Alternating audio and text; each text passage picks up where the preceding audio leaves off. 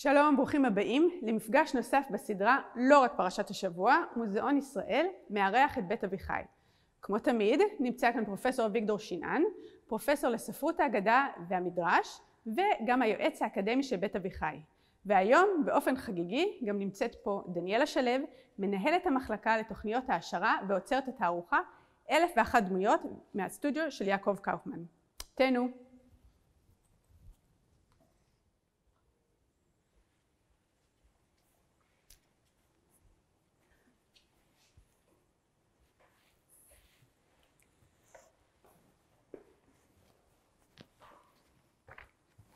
שלום.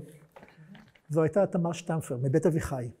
בדרך כלל, בחמש הפעמים הקודמות, את דניאלה הצגת אותנו, גם בפעם הבאה כך יהיה. היום אני שמח שאת בת שיחי לדיון על התערוכה שאנחנו נמצאים בתוכה ועל השבת. בשבתות הקודמות היו שבתות מיוחדות. שבת שקלים, בראש חודש אדר, שבת זכור לפני פורים, שבת בפורים, שבת פרה שבוע שעבר, דיברנו על טהרה לפני חג הפסח, עלייה לרגל. היום אנחנו, חג שבת רגילה. אבל התערוכה מיוחדת. תערוכה מיוחדת מאוד, אין ספק. שבת רגילה זאת אומרת, אין בה שום דבר אלא, סליחה שאני אומר אלא, פרשת שבוע וההפטרה. הפרשה היא פרשת ויקרא, וההפטרה היא רלוונטית, מיד נדבר עליה כאן, ולכן הפעם נדבר פשוט על הפרשה ועל ההפטרה, ונראה איך זה מתקשר לגלריה שאנחנו נמצאים בתוכה. ספר ויקרא הוא ספר כבד, רובו ככולו קורבנות, לסוגיהם השונים, מעט מאוד חומר שאיננו קשור בעבודת בית המקדש. ובכל זאת, ספר ויקרא נמצא ראוי להיות ספר הלימוד לקריאה לילדים בתקופת חז"ל. כאשר היה לימוד חובה, בנאמר כך, חוק חינוך חובה, ואב היה צריך לשלוח את בנו בן החמש, בן השש, בן השבע, לבית הספר לשנה, שנתיים, מוסד קדום וחשוב מאוד, תינוקות התחילו לקרוא בספר ויקרא דווקא. מדוע ספר ויקרא? מסביר לנו המדרש, ואומר המדרש כך, מפני מה מתחילים לתינוקות, היינו ילדים קטנים מתורת כהנים, שזה שמו השני של ספר ויקרא, אם כן יתחילו מבראשית, כך עושים היום, סיפור הבריאה, ואדם וחווה, סיפורים מרתקים, למה מתחילים איתם בקורבנות? אלא אמר הקדוש ברוך הוא, מה הקורבנות טהורים, והתינוקות טהורים, יבואו טהורים ויעסקו בטהורים. האמת שיש פה גם חוכמה לדעתי פדגוגית אמיתית. ספר בראשית הוא לא ספר לילדים, אם נחשוב על כך. זה ספר שמספר על משפחה בעייתית מאוד, ומתחיל מיד ברצח של אח בידי אחיו, שלא לדבר על גירוש מגן עדן. זה ממשיך במבול שמביא אלוהים על העולם. זה ממשיך אחר כך באב שלוקח את בנו לעקדה. זה ממשיך באב שמגרש את בנו למדבר, זה כמובן אברהם וישמעאל. יותר מאוחר מוכרים האחים את אחיהם את יוסף. זה לא ספר שילד בגיל 6 יכול להקל בקלות. ובטח לא דוגמה אישית. ולא דוגמה אישית. ספר ויקרא לא אומר כלום, כי בתקופת חז"ל אין כבר קורבנות. את מלאכת הקריאה לומרים מטקסט שהוא מטרתו העיקרית ללמוד את הקמץ א', קמץ וכו', זה בתקופת חז"ל. אבל אנחנו לא עוסקים כאן, אלא בעניין אחד בלבד. חשבתי לנכון לאתגר אותך ואת המשתתפים בשיעור שלנו, לראות מה ניתן לעשות מפסוק אחד בתורה, כאשר חכמינו זכרם לברכה, בעולם המדרש, עוסקים בו. צריך להבין שחכמינו זכרם לברכה, בימי הבית השני ובתקופת המשנה והתלמוד וגם ואילך חזרו אל ספר הספרים עוד פעם ועוד פעם, מתוך אמונה מוחלטת של הפוך בה והפוך בה דחולה בה. כל מה שאתה יכול לחפש תמצא בספר הזה. זה מהפכה גדולה מבחינה מחשבתית. כזכור, בעולם המקראי היו 3 דרכים לקבל תשובות מן האלוהים לבעיות אנושיות. הנביא. מופיע הנביא ואומר כה אמר השם, מוסר את האינפורמציה. אגב, נביא הוא גם צינור דו-כיווני. הולכים אל הנביא לשאול שאלות. הולכים למשה לשאול על בנות צלופחד וכו'. היה גם חולם חלומות. ומי שחלם חלומות הלך לפוטר, והפוטר אמר לו מה משמעות החלום כמסר אלוהי. היו גם בגדי הכהן, על בגדי הכהן, אורים ותומים, חושן ואפוד, היו דרכים לקבל תשובות אלוהיות. מה קרה בתקופת חז"ל? אין נבואה, הנבואה פסקה מישראל, בגדי הכהן הגדול, נגנזו, נעלמו, חלומות שב ידברו, בא לעולם ספר. עם ישראל הפך לעם הספר, זה מהפכה, במרכז הדת ספר. את הספר הזה קוראים וחוזרים וקוראים, חוזרים וקוראים ב1000 דרכים. ו1000 רבנים, המילה 1000 קשורה לנושא שלנו היום, 1000 רבנים, ב1000 בתי כנסת, ב1000 שבתות, ב1000 חגים, חוזרים לאותו טקסט. אנחנו לא טקסט רב-ממדים, יחד עם זה הקריאות בו הן בלתי נדלות מבחינת מספרן. אני רוצה להדגים בדוגמה אחת על פסוק אחד, הפסוק הפותח את ספר ויקרא, אתם רואים אותו על המסך, פשוט לכאורה מאוד. ויקרא אל משה וידבר השם אליו מאוהל מועד לאמור. מה מסובך פה? ויקרא אל משה, וידבר השם אליו מאוהל מועד לאמור. נשמע מאוד טכני. אני רוצה, דניאלה, ברשותך, להראות פסוק בין 9 מילים, 9 דרשות שונות. ואין זאת אלא רק ההתחלה. פשוט אתה עומד מול השפע, מה ניתן ליצור מפסוק לכאורה פרווה. ובכן, הדבר הראשון, מי שמביט במסך ודאי יופתע לראות שהאות א' במילה ויקרא היא א' קטנה. היא כביכול צפה מעל הטקסט. היא לא נראית כמו שאר האותיות. הסיבה מדוע איננו יודעים, אולי בשלב כלשהו של העתקת הטקסט כבר לא היה מקום לאלף ורשמו אותם על השורה. אבל בכל מקרה, אחד המדרשים אומר, למה א' קטנה? לפי שהיה משה מקטין את עצמו בקול. דכתיב, ואיש משה ענב מאוד מכל האדם אשר על פני האדמה. ענוונותו של משה היא כזאת שהאלף של ויקרא אל משה היא צנועה יותר, לסמן את ענוונותו של אותו אדם. למדנו על גדולתו של משה אפילו מן האלף הקטנה שבראש הספר. דבר שני, יש פה בעיה. כתוב ויקרא אל משה וידבר. למה לא וידבר? למה צריך ויקרא וידבר? המדרש מסתכל כי זה נדיר. בדרך כלל יש וידבר השם אל משה. למה ויקרא אל משה וידבר? למדנו אותו דרך ארץ. ככה צריך להתנהג. לפני שאדם אומר דבר למישהו, הוא צריך לקרוא לו, להזמין אותו, לומר לו, מוישה, אני רוצה לומר לך דבר. דניאלה, יש לי מה לומר לך. ולא ישר להתקיף אותך בדיבור. למדנו את זה מכאן. אם הקדוש ברוך הוא קרא אל משה לפני שדיבר אליו, כך גם צריך בני אדם לנהוג. למדנו דרך ארץ. דבר אחר, מאוד חשוב, אם אני אומר דבר למישהו אחר, אל לו לומר את זה למישהו אחר, עד שאני מתיר לו לומר למישהו אחר. כלומר, כשאני אומר לך דבר, זה נשאר ביני לבינך, אלא אם כן אומר לך, ספרי את זה לאחרים. מניין, ויקרא אל משה, וידבר השם אליו, לאמור. עכשיו אתה יכול לומר את זה גם לאחרים. שוב למדנו דרך ארץ, והתנהגות אנושית ראויה ממספר המילים שכאן. דבר נוסף, זה תחילת ספר ויקרא, סוף ספר שמות, וחז"ל ראו את הקשר, זה בניין המשכן במדבר. המשכן גמור, ואומר המדרש, לאחר מכן עמד משה בצד, ולא נכנס. אמר לו הקדוש ברוך הוא, עד מתי אתה משפיל עצמך? הוא מזמין אותו פנימה, כך שהקריאה היא קריאה שמכבדת את משה, שהוא מוזמן אל מעשה ידיו. הדבר הבא, אני אוהב במיוחד, תביני מיד מדוע. שאלה גדולה שכל 3 ילדיי היו בריאים, שאלו אותי בכיתה א' או ב', איך קראו למשה? לפני שקראו לו משה. את זוכרת מה הסיפור? בת פרעה מוצאת אותו מהיום, קוראת לו משה. אבל כאשר היא מושה אותו מן המים, הוא כבר בן 3 חודשים לפחות, שהרי אמו הצפינה אותו 3 חודשים, טרם ששמו אותו בתוך הנילוס או בתוך הנהר. אז איך קראו למשה? לפני שקראו לו משה. יש לזה 16 תשובות בספרות חז"ל. ולא יכלו שלא לדון בשאלה, ו16 חכמים שונים מצאים 16 תשובות שונות כיצד קראו למשה בטרם היותו משה. ומהם השמות? השמות הם ירד, אין לי זמן להסביר כל שם, חבר, יקותיאל, אביגדור. זה רלוונטי לנו ממש. גיליתי רק באוניברסיטה, לבושתי. רק כשהגעתי לאוניברסיטה גיליתי וזה מתי? שעשיתי סמינר על דמותו של משה רבנו. זה מאוד מעניין. אביגדור, אבי סוחור, אבי זנוח, טוביה, שמעיה, אביתר וגם השם משה. היו לו הרבה מאוד שמות. ועל זה אמר לו הקדוש ברוך הוא למשה. מכל השמות שקראו לך, אני אקרא לך בשם שקראה לך בת פרעה. בת פרעה קרא לו משה, וזה מעשה של חסד שהיא עשתה איתו, ואז אמר הקדוש ברוך הוא, גומל חסדים, בת פרעה גמלה חסדים, אני אקרא לך כשם שקרא לך בת פרעה. ומה הקשר? אצל בת פרעה כתוב ותקרא לו משה, ופה כתוב ויקרא אל משה. נחמד. דרשה נוספת, יש לנו על כך שכתוב ויקרא אל משה ודבר השם אליו מאוהל מועד, ואומר המדרש שרק משה שמע. הקול האלוהי הוא בעל יכולת כזו שהוא מגיע אך ורק לאוזניו של משה, ורק משה שמע את הקול, ודבר אליו ולא אל אחרים. עייפנו, יש עוד אחד, אולי לפני האחרון, כתוב ויקרא אל משה ודבר השם אליו. למה משה נזכר קודם? משה נזכר לפני השם, בפסוק זה לא מקובל כבודו של משה. רוב המדרשים האלה מדברים על כבודו של משה, ולכבוד משה הקדוש ברוך הוא כאילו פתח את הדלת, אמר, אתה ראשון, אני בוא בעקבותיך. ואחרון, אי אפשר בלעדיו. יש פה 9 מילים, אז אומר אחד החיבורים, למה 9 מילים דווקא? כבר התחילו לספור מילים, 9 מילים כנגד 9 קורבנות שספר ויקרא מדבר עליהם, עולם, מנחה, חטאת, אשם, מילואים, שלמים, בכור, מעשר, פסח, 9 קורבנות, 9 מילים, והאמיני לי, דניאלה, זאת היא רק ההתחלה. 1000 דרשות יכולתי לתת לך.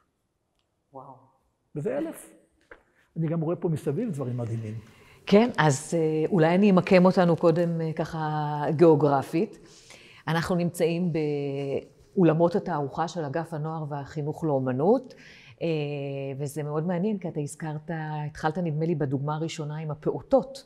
אז התערוכות של אגף הנוער הן תערוכות שמיועדות לכל המשפחה, אז גם לילדים קטנים וגם ילדים גדולים. לילדים גדולים ומבוגרים והורים וסבים וסבתות וכולי.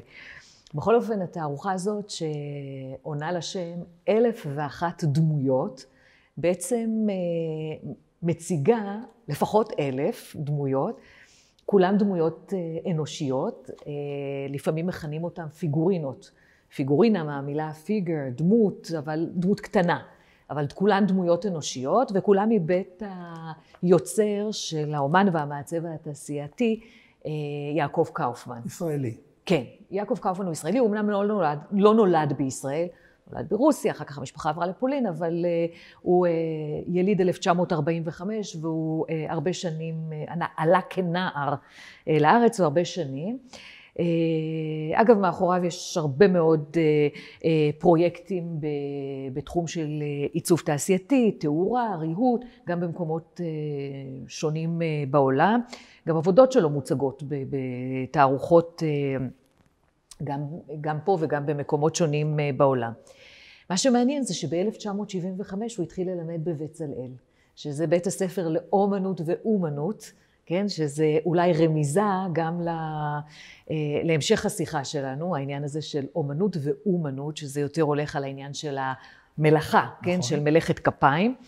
וב-1979 הוא כבר מתמנה לראש המחלקה לעיצוב תעשייתי, ובעצם דורות של תלמידים גדלים על ברכיו. כן, על ברכיו לתורתו, ועד היום אגב, הרבה מאוד מהתלמידים שלו פועלים ויוצרים, או כאומנים, או כמעצבים תעשייתיים, או כמעצבי תערוכות, בהחלט מפוזרים, וכולם באמת מעריצים את המורה.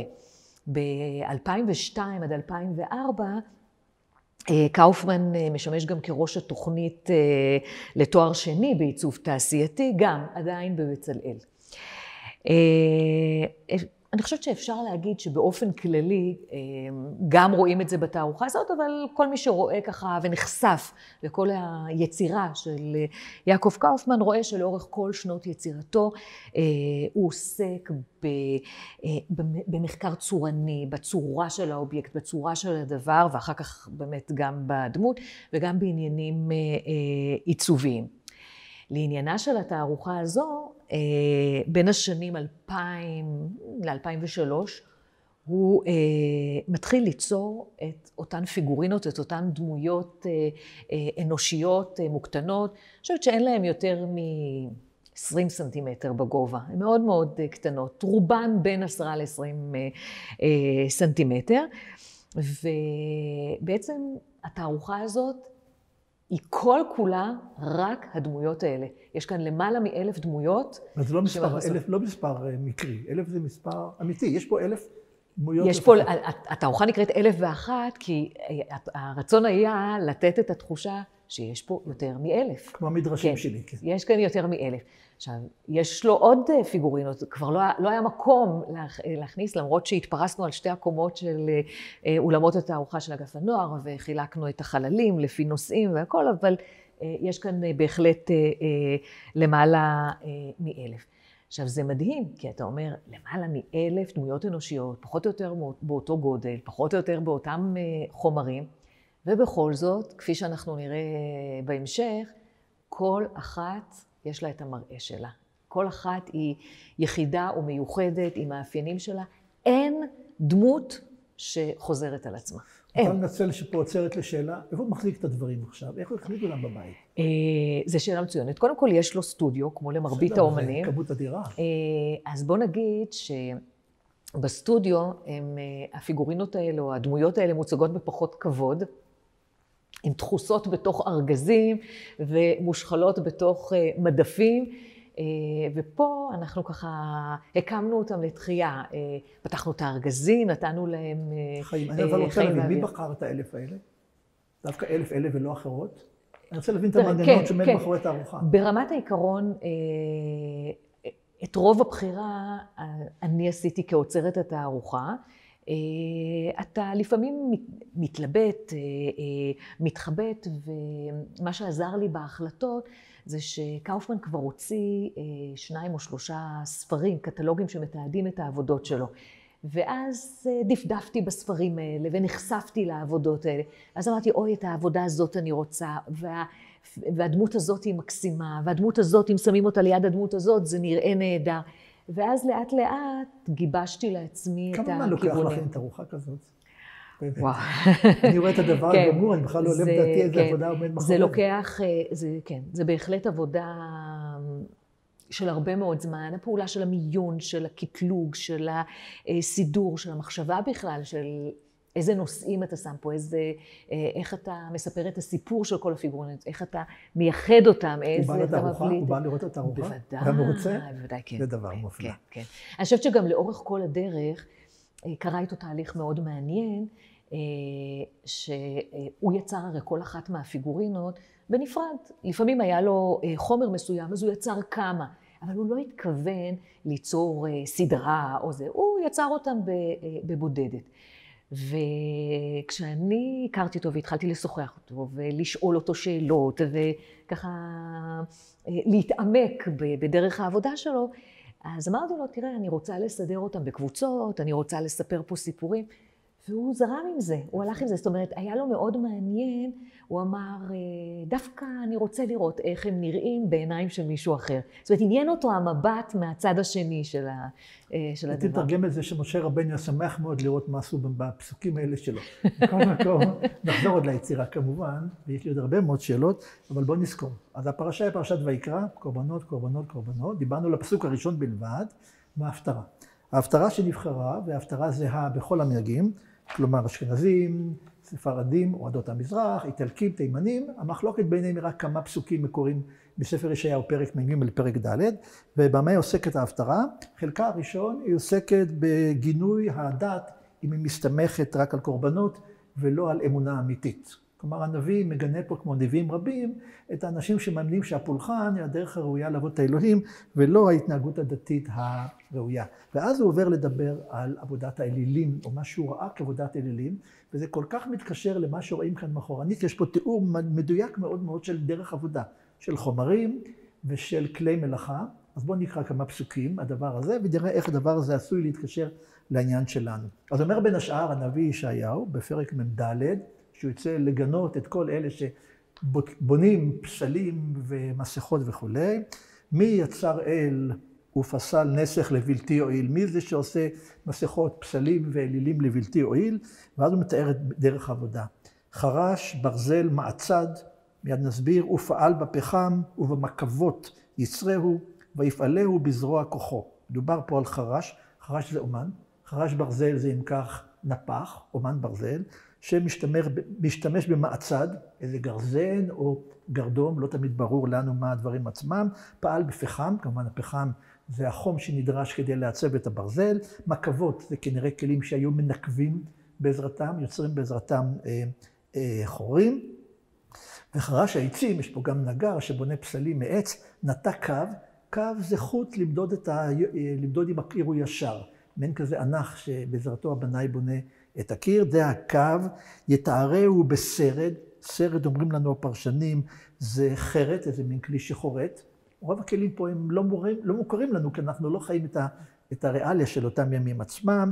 יעשהו במקצועות, המקצוע כנראה זה כלי שמחליק את העץ או כל דבר מעין זה, ובמחוגה יתארהו, מחוגה זה כמו המחוגה שלנו. אותו כלי שיוצר עיגולים, כך שיש פה מעצד ויש פה מקבת ויש כאן מקצוע ויש פה מחוגה, ומכל זה יוצר דמות אדם, שזה דמות הפסל.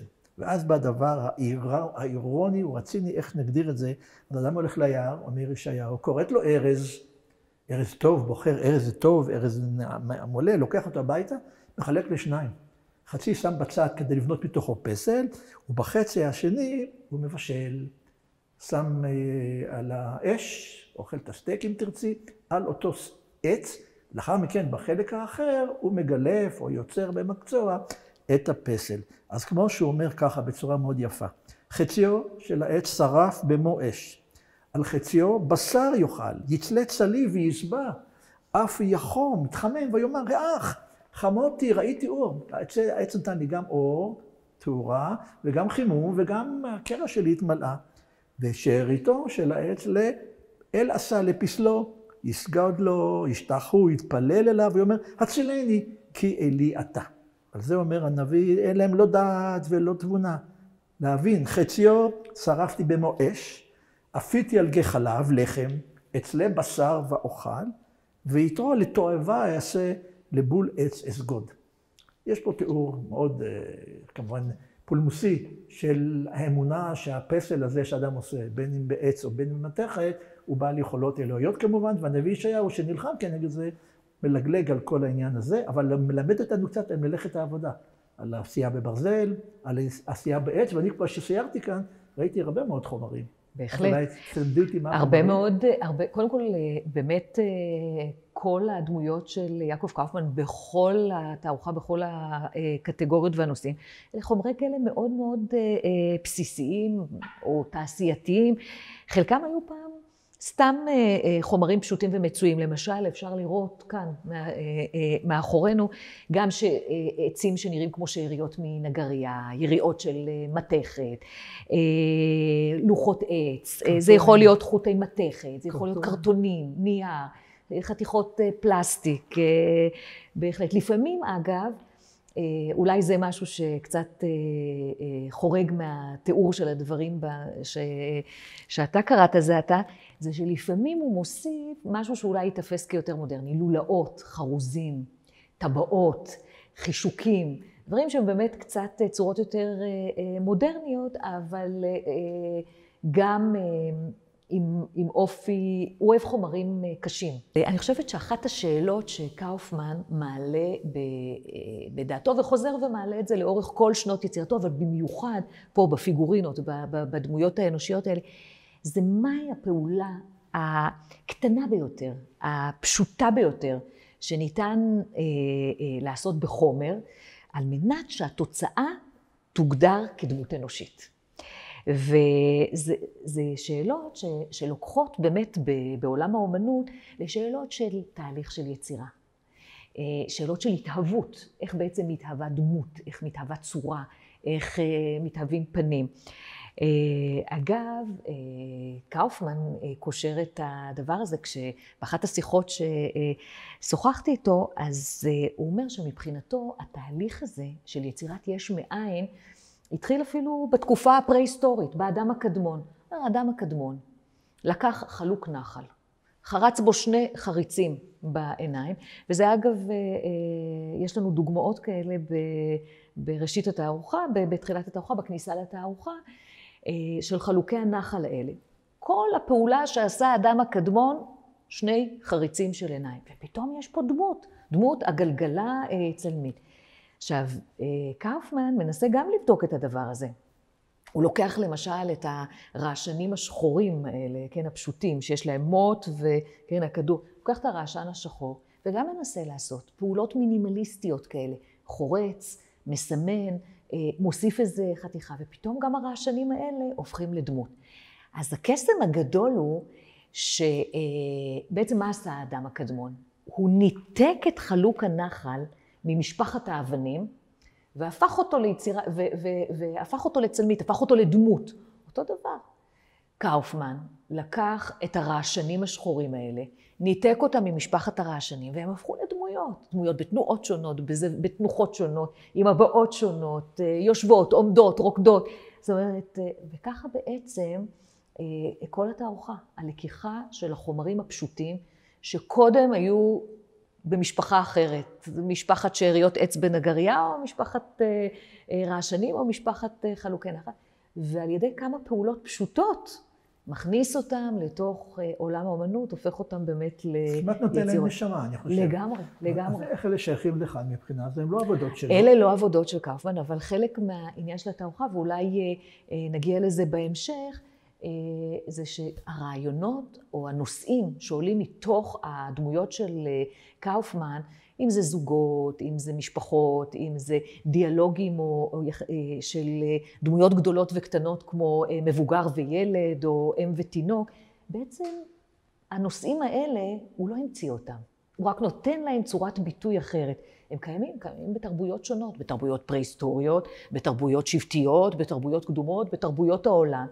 ואני בחרתי במעשה האוצרות לשלב יצירות כאלה מאוסף המוזיאון, שרואים בהם את הנושאים שקאופמן מטפל בהם, ובאופן מסוים גם את החומרים, חומרים פשוטים, ראשוניים, בסיסיים.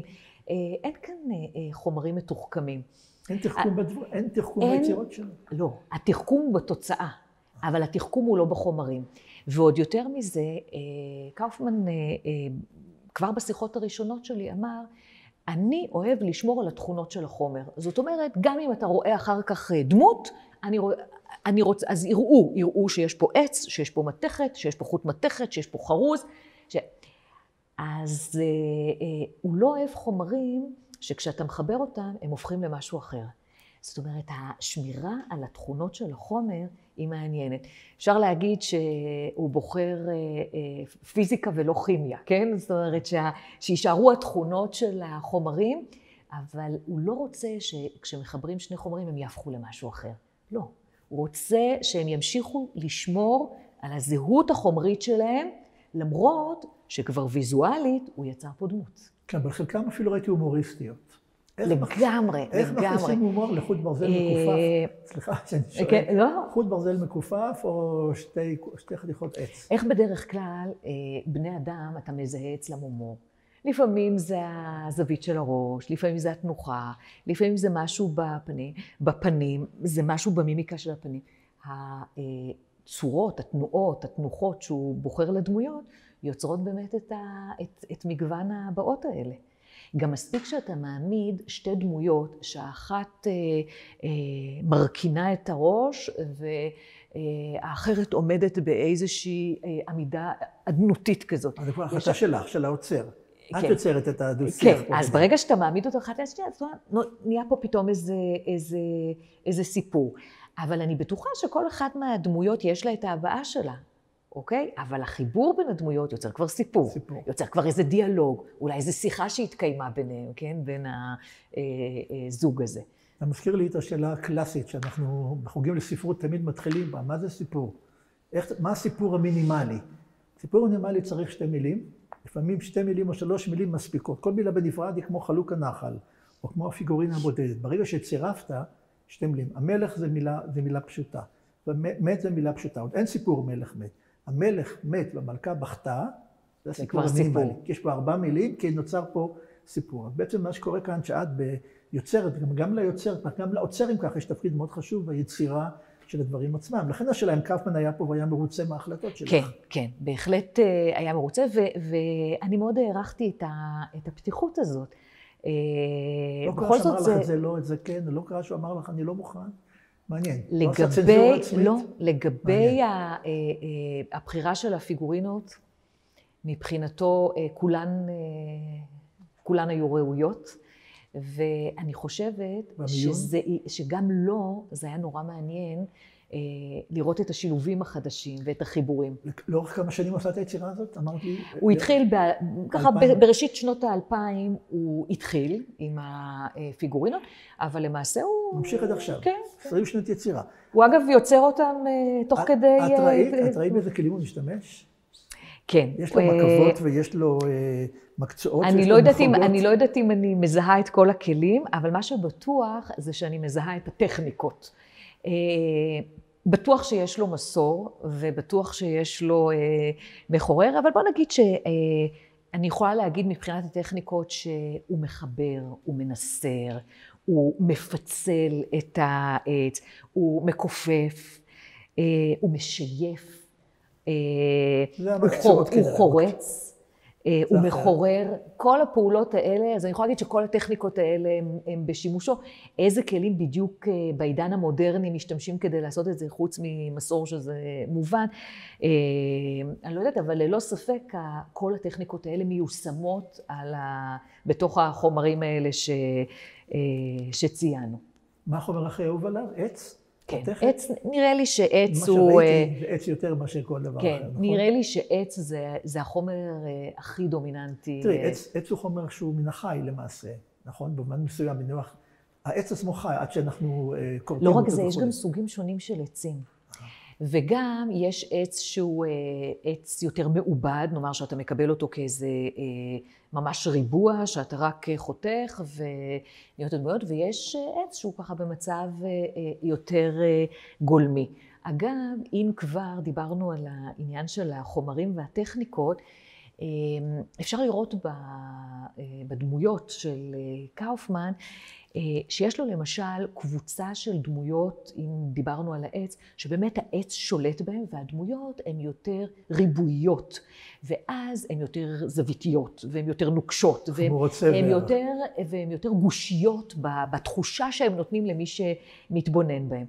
ובעולם האומנות אנחנו קוראים הרבה פעמים לדמויות האלה שהאומן הלך עם תכונות החומר. זאת אומרת, החומר הוא גושי, אז הוא שמר על הגושיות. החומר הוא רבוע, אז הוא נשאר עם הריבועיות. חומר זוויתי, הוא נשאר עם זה. זאת אומרת, יש כאן איזו הליכה עם תכונות החומר. ושוב, קאופמן עושה רק פעולות מאוד בסיסיות. פה הוא חורץ, פה הוא מחורר, שם הוא מסמן. זאת גם שאלה בסוגריים, כמה אתה שומר על החומר הטבעי ועל הצורה הטבעית שלו, וכמה אתה מוסיף. לפעמים, אגב, מצאתי עבודות שאתה רואה את העץ, ויש את הטבעות הטבעיות שיש בעץ. אז הטבעת כזאת, אם היא מכוונת לחלק העליון, היא כבר כמו עין. אז אתה לא צריך להוסיף כלום, אתה פשוט משתמש בתכונות הטבעיות של העץ. ומנגד, יש את הקבוצה של הפיגורינות שהן עשויות למשל מחוטי מתכת. אני קוראת להן הדמויות הרזות, כי הן בעיקר מחוטי מתכת. לפעמים הוא משחיל חרוזים עליהם, לפעמים הוא משלב בהם חוטים, לפעמים טבעות, חישוקים, אבל מטבע הדברים, בגלל שמדובר בחוטי מתכת, הן הרבה יותר גמישות. זה גם חומר קשה, המתכת, אבל החוטי מתכת, אז פתאום הן מניפות ידיים, הן מזיזות רגליים, זאת אומרת, יש משהו, ולזה אנחנו אומרים שזה אפילו הליכה שהיא נגד תכונות החומר. החומר קשה, ובכל זאת הוא יוצר תחושה של תנועה והבעה בתוך ה...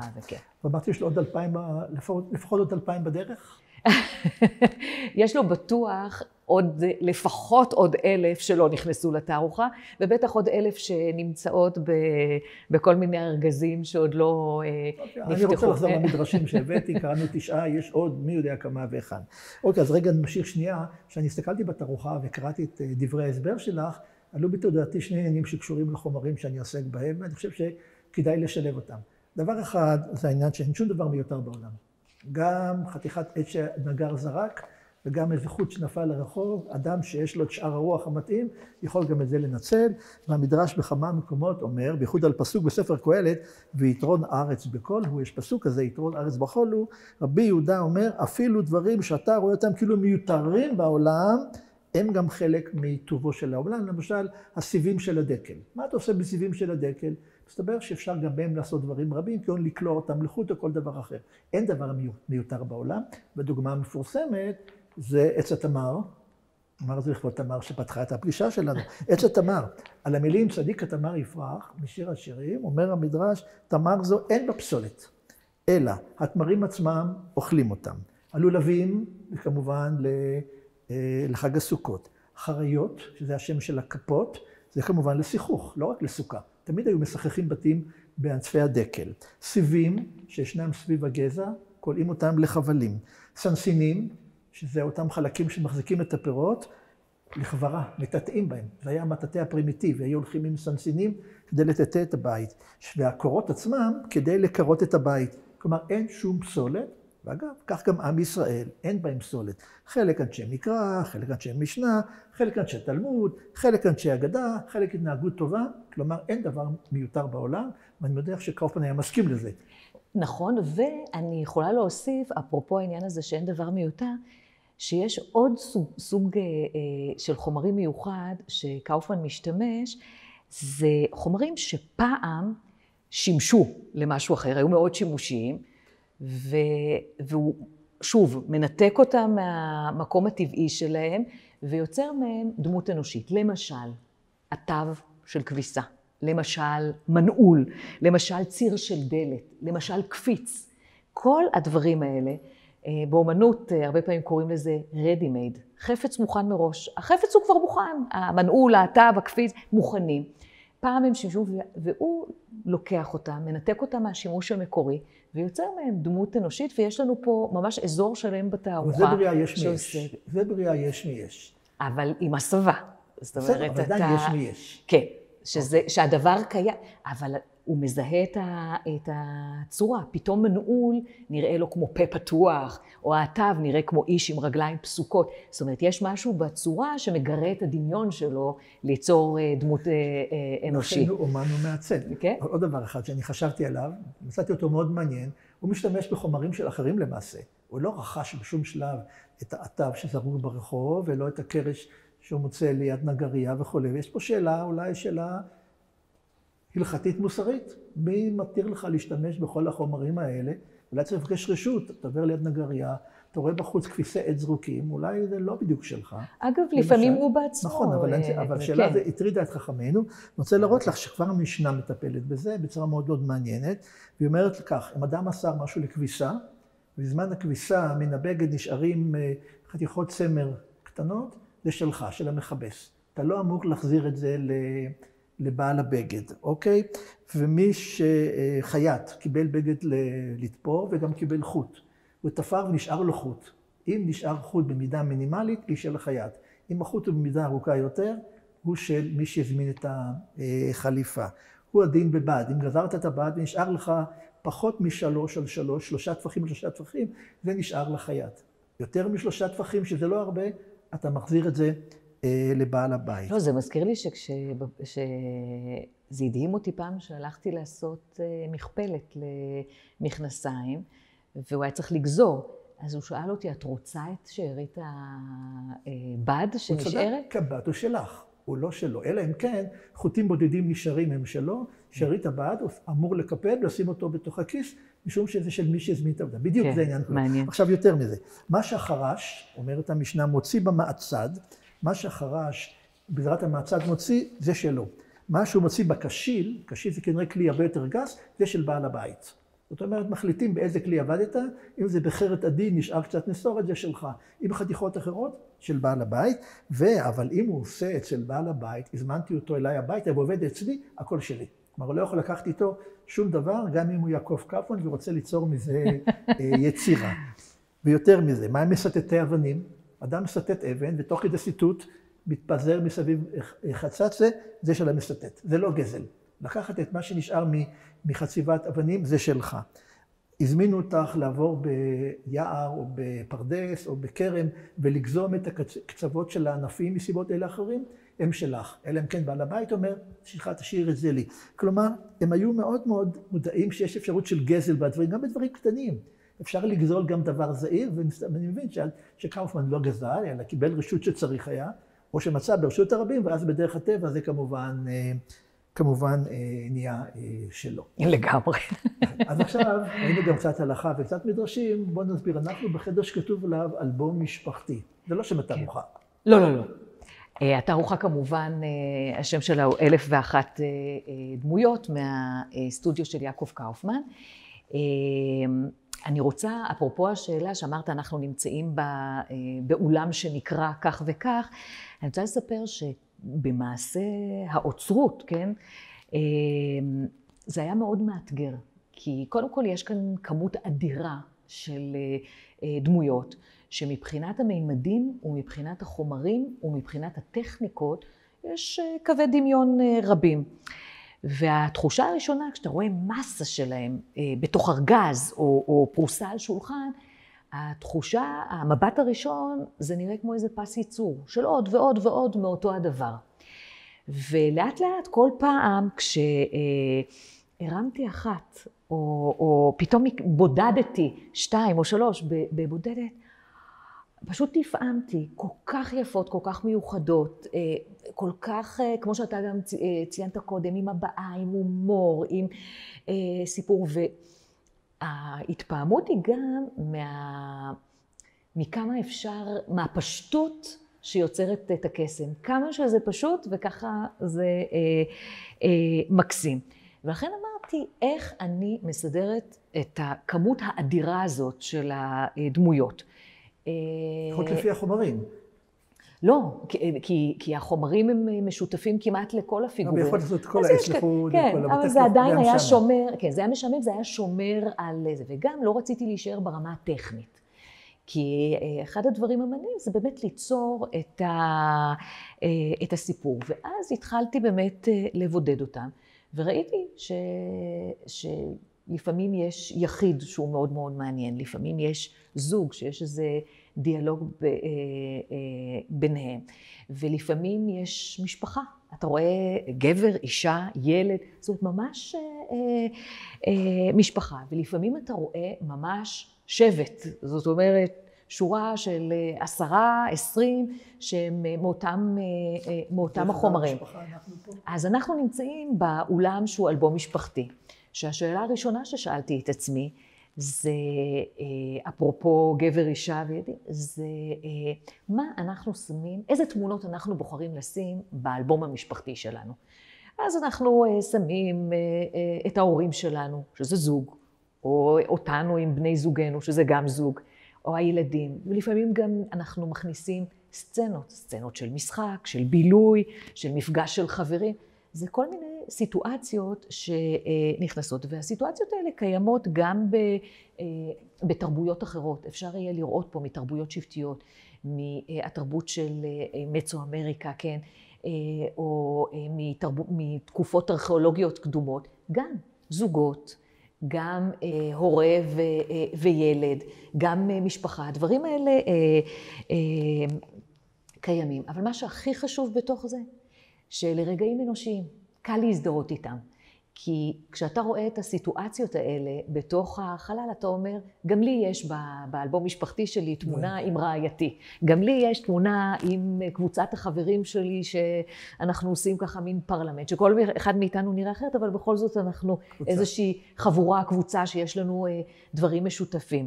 אני חושבת שהרגעים האנושיים האלה והסיפורים האלה שנוצרים, זה כבר אומר, אתה לא יכול לראות יותר את כל הדמויות האלה, או את כל הפיגורינות האלה כאיזה מסה אחת, אתה מוכרח לראות אותם כסיפורים יחידים. זה המשפחה, מה יש בחדרים האחרים? בחדרים האחרים, אז מצד אחד יש חלוקה של אזורים שמתייחסת יותר לעניין של משפחות החומרים. למשל, יש חדר שקראתי לו שבטים וקהילות, ושם בעצם רואים שורות של קבוצות של אנשים שהם אותם חומרים, אבל הפנים כל פעם משתנות, או התנועות משתנות, אבל יש איזשהו מכנה משותף שמשותף לכל הזה. אלבום משפחתי דיברנו כעת. יש גם אזורים שעוסקים במנגנונים, והזכרנו קודם את האטב ואת המנעול. קאופמן מאוד צריך לזכור שהוא מעצב תעשייתי בראש ובראשונה, ובשלבים של עיצוב מוצר, בין השאר אתה בודק שיווי משקל, אתה בודק היתכנות של יציבות של חפץ, אתה בודק אם אתה מחבר שני מוטות ושם לולאה, אם היא מחזיקה אותה. זה כל מיני שאלות טכניות, אבל באיזשהו תהליך של עיצוב מוצר. ופתאום אתה רואה הרבה דמויות עומדות על רגל אחת, יש בהם מנגנונים, ופה היכולת ההמצאתית, כן, של יעקב קאופמן באה לידי ביטוי. אתה רואה, הוא ממציא מנגנון, הוא ממציא צורת נעילה, הוא בוחן אם אתה שם דמות על רגל אחת, מה אתה צריך לעשות במבנה שלה כדי שהיא תישאר יציבה על רגל אחת. או אם אתה רוצה שהראש של הדמות יתנדנד והגוף יישאר יציב, אז מה אתה צריך לעשות במנעד הזה, כן, שבין הדמות לגוף כדי שזה יקרה. יש פה הרבה מאוד חשיבה יצירתית, מיומנות של ידיים, של ליצור את הדברים האלה. ובאמת אין סוף רעיונות. ולא קרה לו שיצר יצירה, פתאום גילה שכבר עשה כמוה 5 פעמים? בדיוק כמוה, אין כזה דבר. אין אף יצירה פה בתערוכה, ואני מזמינה כל מבקר לבחון את זה. אף אחת לא צריך. מלמעלה מ1,000 היצירות שנמצאות פה, אין לה אחת שדומה לה בדיוק. יש דומה, זאת אומרת, אין דיוק סימטרי של אחד לאחד. דומה, אולי מאותה משפחה, אולי מאותה קהילה, אבל לא זהה. זה מה שאומר המדרש של בני אדם. כל בני אדם הם בדמותו של האדם הראשון, ובכל זאת אין אדם דומה לאדם, וכמה בני אדם יש מיליארדים, שאינם דומים זה לדמיון מוחלט. כלומר, יש פה קשר בין מעשה היצירה האלוהי, שברא את האדם מחומר, יש פה גם כן חומר, נכון? ויצר אותו, בסופו של דבר, כולנו בני אדם, פיגורות, ואף אדם אינו דומה לחברו. זה מה שאני יכול לקחת איתי מתוך התערוכה. אגב, אולי הייתי מוסיפה רק עוד משפט אחד בעניין, שכשקאופמן רואה חומר, אני חושבת שאיך שהוא מסתכל על החומר, קודם כל הוא מזהה בתוכו את הדמות. גבר, אישה, ילד. אבל רגע אחרי שהוא מזהה את הדמות, אני חושבת שהוא גם מזהה את פוטנציאל ההבעה והתנועה שקיימת בדמות. עכשיו, דיברנו קודם על התנועה, על ההבעה, על היכולת להשתמש בחוטי מתכת, אבל בעצם אם נחשוב על זה, בזכות התנוחה או בזכות התנועה, או בזכות האלמנטים האלה של תנוחה ותנועה, זה בעצם הדברים שיוצרים דיאלוג בין אנשים. אתה מושיט ידיים למישהו שבא מולך, אתה מחבק, אתה צועד לקראת מישהו, אתה מרכין ראש, כל הג'סטות האלה, כן, כל התנוחות האלה, זה הסיפור האנושי, זה שפת בני האדם. עכשיו נבוא לתערוכה מחדש, ונבין טיפה יותר מה שעומד מאחוריה, כולל הסיפור איך באה התערוכה לעולם. מכל מקום, את הדקות שנותרו לנו, אם תרשי לי, לקפוץ למשהו אחר, לכבוד יעקב קאופמן. בכל זאת, בהפטרה שלנו מופיע משפט מאוד ידוע, אל תירא עבדי יעקב. אומר את זה הנביא לעם ישראל, הקרוי יעקב, אל תירא עבדי יעקב, מופיע פעם אחת בהפטרה שלנו, ועוד פעם אחת בנביא ירמיהו, אבל 4 המילים האלה, אל תירא עבדי יעקב, שימשו בסיס בדיוק כמו שלקאופמן מחתיכת עץ יכול ליצור דברים רבים. תראי מה קרה לארבע המילים האלה במהלך הדורות. נתחיל באיזה מדרש שאני מאוד אוהב אותו, כי הוא מאוד סימפטומטי לבעיה. מסופר בו בתלמוד הבבלי על רב נחמן ורבי יצחק שישבו לאכול יחדיו. השמות רב נחמן ורבי יצחק. אחד ארץ ישראלי, רבי, ואחד בבלי, רב. יש פה הבדל גדול בין אנשים מבבל וארץ ישראל. ההבדלים ביניהם הם הבדלים אדירים, מיד נראה מדוע. בכל מקרה ישבו יחד שניהם לאכול. אמר רב נחמן לרבי יצחק, יאמר אדוני משהו, תאמר את דבר תורה. נכון, יושבים לאכול, תאמר דבר תורה. אומר לו רבי יצחק, אמר לו, לא, רבי יוחנן לימד אותנו, אין משיחין בסעודה, אסור לדבר בזמן האוכל, שמא יקדים קנה לוושת. שמא תוך כדי דיבור, האוכל יגיע לקנה של הנשימה במקום הוושת של האוכל. ויבוא לידי סכנה, מפה המשפט הידוע, אין משיחין בשעת סעודה. לאחר הסעודה, אמר החכם הבבלי לחכם הישראלי, תאמר עכשיו זה דבר תורה, אז הוא אומר, אמר רבי יוחנן, יעקב אבינו לא מת. והבבלי קופץ ואומר, איך אתה אומר לא מת? הרי מסופר בתורה במפורש שספדו אותו, וחנתו אותו, וקברו אותו, איך אתה אומר לי שיעקב אבינו לא מת? אמר לו, אני דורש את המקרא. מה אומר הנביא ישעיהו? אל תירא עבדי יעקב, סימן שיעקב עדיין עומד מולו, ואם הנביא ישעיהו אומר, אל תירא עבדי יעקב, משמע יעקב לא מת. מה הרעיון של החכם ארץ ישראלי? שהאידאה של יעקב, ויעקב כסמל לעם ישראל, חי וקיים, גם אם יעקב ההיסטורי כבר נגבר ונחנד וכו'. הסיפור הזה הוא סימפטומטי מאוד, כי יש פה התנגשות בין התפיסה הבבלית לתפיסה הארץ ישראלית של מה זו אגדה. ארץ ישראל הם אנשי הומור ודמיון. אין להם שום בעיה לטעון שיעקב לא מת, הם יודעים בדיוק שיעקב הבודד, הפיגורה יעקב כבר לא כאן. האידאה יעקב עדיין לא קיימת. הבבלי לא מסוגל להבין את זה. יש לו תפיסת עולם מאוד מאוד מוגדרת, אם כתוב שמישהו מת, הוא מת ולא ייתכן שעולה על פני השטח. כך שהמשפט הזה שלנו, אל תירא עבדי יעקב, משמש במקרה הזה כדוגמה לתפיסה ספרותית, דמיונית, יצירתית של האגדה, לבין התפיסה הנוקשה, שאם כתוב יעקב מת, אי אפשר לומר שהוא לא מת, וזו דוגמה מאוד יפה שהסיפור הזה מעורר, וכמעט תמיד בשיעור מבוא לספרות האגדה. כדי אנשים יבינו שהאגדה דורשת קצת דמיון כמו שירה. את יודעת דרך אגב, השירה הקדומה נוצרה רק בארץ ישראל. אין משוררים מחוץ לארץ ישראל עד תקופה מאוד ארוכה. עד המפגש עם השירה המוסלמית. עד אז השירה היא פה בבית. כי שירה זה משהו מאוד מאוד שייך לחיות, ליצירתיות של האדם, רק בארץ ישראל. אז זו דוגמה אחת. הדבר השני יותר מעניין, אני חושב, אפילו מאלף. על המילים אל תירא עבדי יעקב, אומר המדרש, שזה יעקב בבית אל. זוכרת, הוא חולם חלום, ומה קורה בחלום? סולם מוצב ארצה, והנה ראשו מגיע השמיימה, והנה מלאכי אלוהים עולים ויורדים. קודם עולים, אחר כך יורדים, לא יורדים ועולים. ואז אמר רבי שמואל, מי אותם מלאכים? הם מייצגים את אומות העולם. כל אחד מהמלאכים הוא אחד מאומות העולם.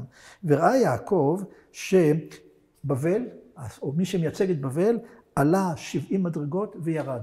70 מדרגות זה 70 שנים שבבל שלטה.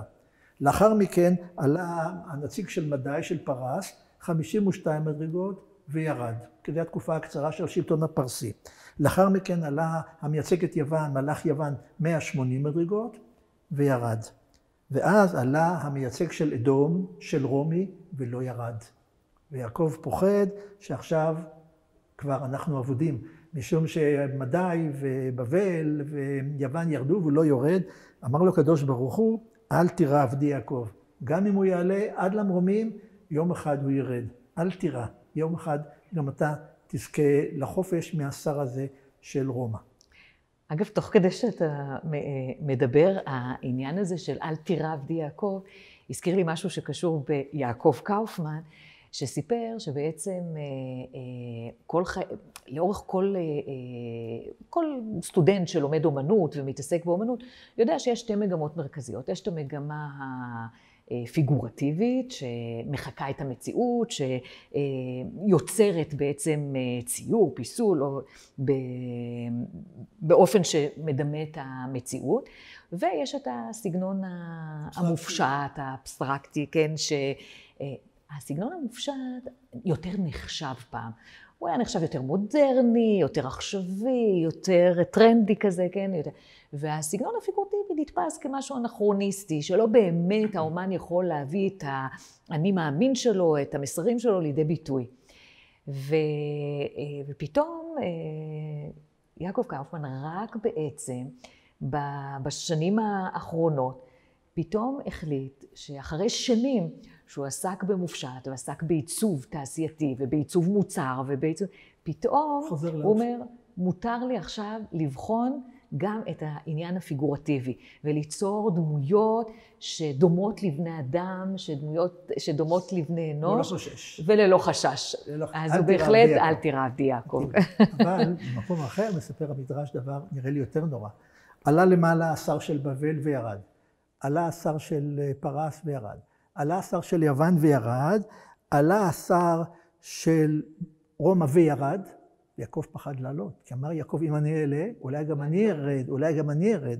ואז אמר לאלוהים, לא האמנת ולא עלית, אל תירא עבדי יעקב, אבל עכשיו, כיוון שאתה לא האמנת ולא עלית, תהיה משועבד הרבה זמן לרומא במיסים ובארנונות, עד שיגיע הזמן לשחרר אתכם. אל תירא עבדי יעקב, עלה ואל תפחד. זה מדרשים. עכשיו, מה קרה עם המילים האלה? אל תירא עבדי יעקב. קרה דברים מאוד מעניינים. חוץ מהשיר? אני רוצה לרוץ קדימה, אני רוצה לרוץ קדימה עד ימינו. עד מה שראיתי שלשום באינטרנט. היית מאמינה?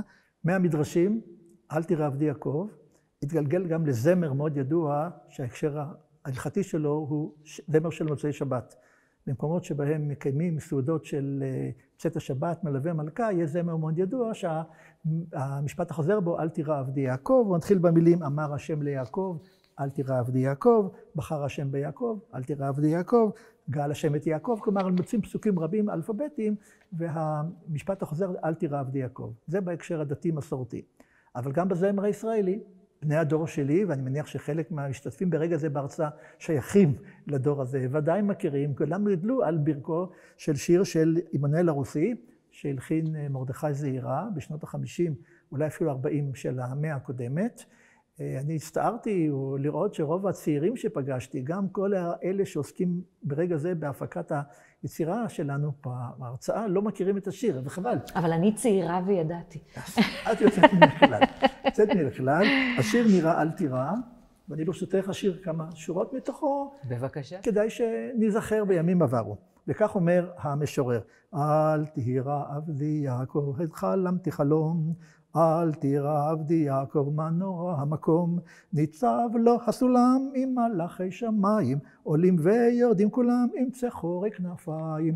השיר הזה בנוי למדרש. מסתבר שגם זמר ישראלי, במרכאות חילוני, יכול להסתמך על מסורת מדרשית, כי הכותבים האלה הם אנשים שיודעים את המקורות ועושים בהם שימוש, כך שכל מי ששר אל תירא עבדי יעקב, אולי לא יודע שהוא שר מדרש בעיבוד שירי מודרני. אגב, השיר אל תירא ישראל, אל תירא. אל תירא ישראל, כן. אל תירא. יש לזה קשר? אין גור אריה, לא חשבתי, אבל זה שיר שכן הצעירים מכירים, כן. נכון? יפה.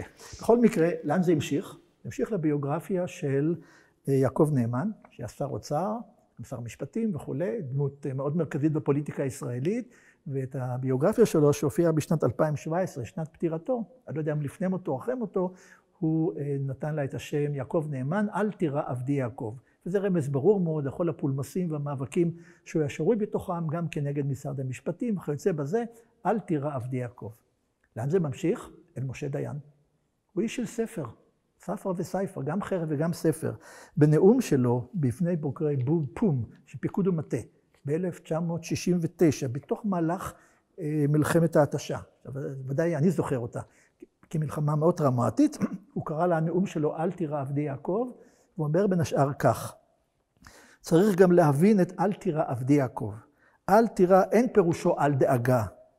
האמירה הזו של הבורא, לעם היהודי לא בא לתת להם פוליסת ביטוח, ולומר אין לכם מה לחשוש, תסמכו עליי, קונה שמיים וארץ, שיפתור בעיותיכם. לא, לא, לא, להפך. אל תירא עבדי יעקב, משמעותה, יעקב, אל תהיה פחדן, אל תהיה ירען, אל תהיה פחדן. גזור נגזר עליך לחיות במאבק מתמיד, חלילה לך מלהיכשל בפחדנות. אל תהיה פחדן, זה אל תירא, ולא אל תדאג, הכל בסדר. גלגול אחרון, השבוע מצאתי, באתר באנגלית, פסוקים לומר בשעת מגפת הקורונה, כדי להינצל מן הקורונה, יש כמה פסוקים, אחד מהם, אמנם באנגלית, אל תירא עבדי יעקב. תאמרי זה כמה פעמים בזמן, והקורונה, יפול מצדך 1000 רבע ממך, אליך לא ייגש. כל כך רחוק הלך הפסוק הזה מדבריו של הנביא ישעיהו. אז אני רק רוצה להוסיף, כי נראה לי שזמננו כבר קרוב לסיום, שבעצם אני חושבת שהקסם של התערוכה, מעבר לזה שהנה פרשה שלמה, כן, פרשת השבוע, התחברה אליה בכל כך הרבה נקודות, זה באמת שגם יש בה איזושהי הסתכלות או איזושהי תובנה על תהליך של יצירה בעניין הזה של איך אתה יוצר באמת דמות אנושית. האם כשאתה יוצר פנים מספיק רק עיניים? האם אתה צריך רק אף? האם רק פה? האם צריך את כל המרכיבים של הפנים? מי יותר חשוב? הפנים, הגוף? האם זה צריך להיות סטטי? האם זה צריך להיות דינמי? וכמובן כל הסיטואציות שלפעמים שורה של אנשים צועדים, ולפעמים העמדה אוצרותית שנעשתה של קבוצה של אנשים בתנועות נמרצות שנראית כמו מסיבת ריקודים, או כמו דמויות שמתעמלות באיזשהו שיעור התעמלות. זאת אומרת, מצד אחד זה איזשהו מחקר מקצועי, אומנותי, עיצובי, של אדם שמתעסק כל החיים באמת במחשבה יצירתית עיצובית. ומצד שני, התערוכה הופכת למין איזה מיקרו-קוסמוס של החברה האנושית, ומייצרת כל מיני סיטואציות, גם סיטואציות אנושיות של זוג ומשפחה וקבוצה, ואיזושהי דינמיקה חברתית קבוצתית, אבל גם מייצרת אפילו באופן מסוים מרחב ציבורי. אולי זה צעדה, אולי זה מסיבה, אולי זה שיעור התעמלות, העניין הזה. עוד דבר אחד קטן, זה שאני חושבת שההתהלכות בתוך התערוכה, בין הקטגוריות השונות, מעניין לראות באמת כל פעם את היצירות של המוזיאון, שנבחרו על ידי ועל ידי יעקב קאופמן בעצמו, זאת אומרת, הוא בחר לפעמים תקופה ואני דייקתי את זה ביצירה מסוימת, אבל הבחירה בכל התרבויות הקדומות, השבטיות, הראשוניות האלה, כמין מקורות השראה לעשייה אומנותית, אז ההתבוננות הזאת ביצירות של קאופמן לצד יצירות מאוסף המוזיאון, אני חושבת, יוצרות איזשהו דו-שיח שהוא מאוד מעניין והוא מאוד מפרה לשני הצדדים. זה גם אל תירא ויעקב, כן. היה דו-שיח בין התנ"ך למדרש, לגמרי. לזמר, לקורונה ולמשה דיין. כן, ואולי המשפט האחרון שהייתי אומרת אפרופו, זה שהתערוכה הזאת היא 1001 כן, דמויות, שהיא נותנת באמת הזדמנות להכיר מקרוב, לא רק את כל עולם הדמויות המגוון והעשיר הזה שברא, כן, יעקב קאופמן כאומן, אלא גם היא נותנת הזדמנות לעקוב אחרי תהליך של יצירה. שלא תמיד אתה רואה, הרבה פעמים אתה מגיע למוזיאון ואתה רואה כבר את המוצר המוגמר. אתה יכול לזהות פה את התהליך של היצירה, את החשיבה של היצירתיות, ובעיקר אני חושבת, זה נותן הזדמנות ככה קצת לתרגל את העיניים, לראות את הפוטנציאל שטמון בדברים הכי פשוטים. אוקיי. אני חושב שזה חוזר לדברים שכבר ראינו לגבי הפסוקים, המדרשים וכו'. בכל הפעמים הקודמות הודיתי גם לדניאלה שלו, בתור מי שאחראית על כל האירוע כולו. היום תודה לדניאלה שלו האוצרת, ובהצליחי לשיחה הזאת. מודה גם לתמר שטמפר, שהקדים עד הדברים, והיא מייצגת את בית אביחי באירוע הגדול, ולכל העוסקים במלאכה. ותודה לפרופסור אביגדור שינן. וכל הרבים שעוסקים במלאכה הזאת, ומאפשרים לנו, גם בתקופה הלא קלה הזאת, להמשיך לראות כיצד פרשת השבוע, והאוצרות של מוזיאון ישראל מתרבים יחדיו. כל המקורות שדיברנו עליהם נמצאים באתר של בית אביחי, ואתם מוזמנים להביט בהם ולהעשיר את הידע שלכם. והם מוזמנים לבקר בתערוכה. אין מה לדבר, ודאי, להתראות בתערוכה. שבת שלום. שבת שלום.